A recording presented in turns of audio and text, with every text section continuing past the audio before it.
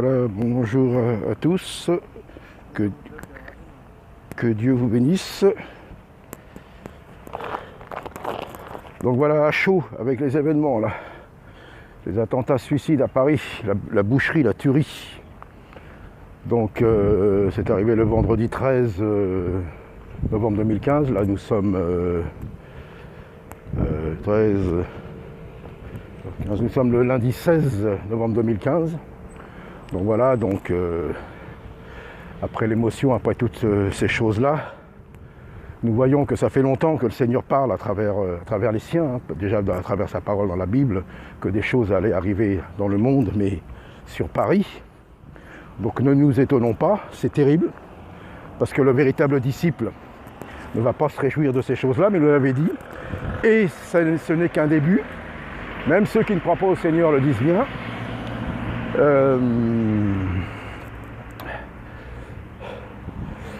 Mais l'évangile est le même en temps de paix ou en temps de guerre.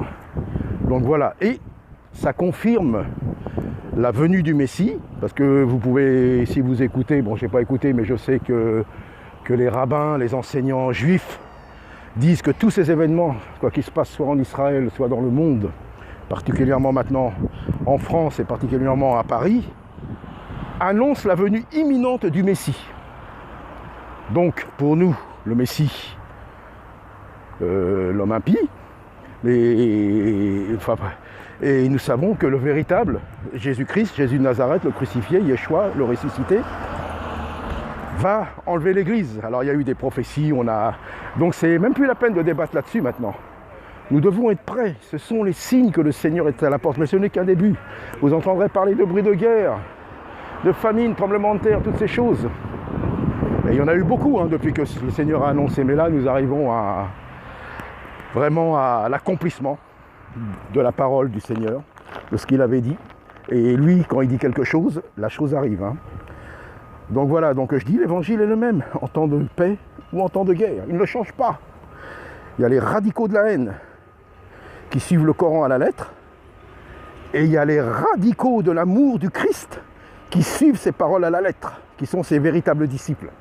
Alors ne perdons pas la foi, ne répondons pas au mal par le mal, mais répondons au mal par l'évangile de Christ, le ressuscité, le Tout-Puissant, et qui mettra tous ses ennemis à terre dans pas longtemps.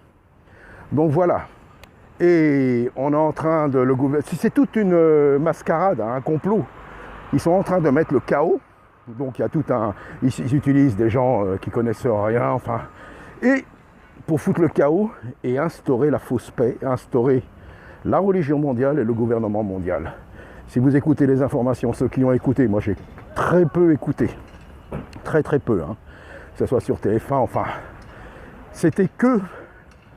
Bon, l'émotion. Pour les familles, je compatis beaucoup parce que ça fait très mal.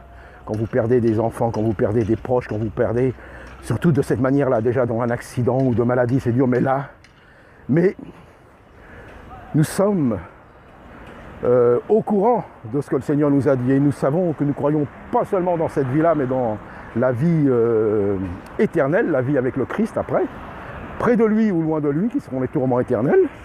Mais, ce que je voudrais dire, c'était que le peu que j'ai entendu, c'est pour foutre la peur, quoi. La peur. Parce que même là, j'ai entendu un peu ce matin, sur France Info, bon, information filtrée, mais bon, il y a quand même des choses. C'est que le début, il disait un ministre socialiste. Il faut s'attendre. Ah, bien sûr, nous le savons, nous. Mais ils sont là pour foutre le chaos et amener une fausse paix. Comment voulez-vous mettre le nouvel ordre mondial et l'homme impie, le gouverneur, celui qui va diriger le monde, s'il n'y a pas de chaos? Donc on va mettre des lois totalitaires, on va contrôler les gens. À un sens, c'est pour la sécurité et ça rassure, mais de l'autre côté, bon, j'arrête là. Et le but, pour ceux qui disent aussi que l'islam, c'est pas ça, alors que même le gouvernement sait très bien que c'est ça l'islam, moi j'invite, que ce soit des musulmans qu'on appelle modérés, ou que ce soit des gens qui ne connaissent pas, lisez le Coran, lisez la Bible. Voyez par vous-même, et vous verrez très bien. Et d'ailleurs, même, c'est même pas la peine de lire, enfin, il faut lire la Bible, mais tout le monde connaît les paroles de Jésus, puisque beaucoup se moquent de cette fameuse phrase que le Seigneur nous dit, si on te frappe sur une joue, tu tends l'autre. Beaucoup se moquent. Donc, mais lisez les évangiles et lisez le Coran, et si vous êtes honnête, vous comprendrez. C'est facile, vous pouvez aller sur Internet. Si vous ne voulez pas chercher, parce que lire tous ces livres, ben vous tapez sur Google les sourates de la haine dans le Coran et vous allez voir, c'est écrit. Ce qui est écrit est écrit. Et comme je dirais toujours, avec Jésus, un chat est un chat, il ne change pas les mots. Mais je le répète, en temps de guerre ou en temps de paix, l'évangile reste le même. La proclamation du Messie, la proclamation maintenant vraiment du retour imminent de notre Seigneur et Maître Jésus-Christ et qui mettra tous ses ennemis sous ses pieds. Voilà, c'était un petit peu à chaud. Je vais faire mes courses. Je suis sorti samedi, le lendemain, bon, peut-être dans les quartiers, le centre de Paris, c'est un peu machin, mais sur les bords et tout ça, hein, la vie était la même. Hein. Donc voilà. En tout cas, Jésus revient. Hein.